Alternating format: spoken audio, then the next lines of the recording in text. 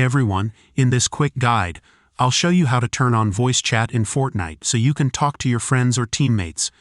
Let's jump right in. First, head over to your character icon in the top right corner of the screen. Scroll down until you see the microphone icon.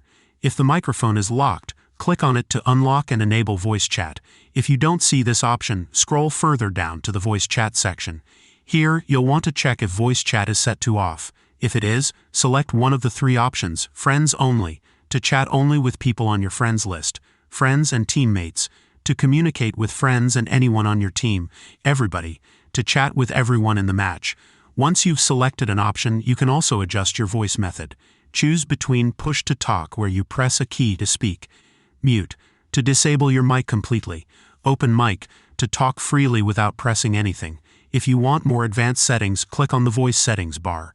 Here you can customize your input device, the mic you're using, and output device where you hear other players. After making changes, don't forget to hit apply and then click back.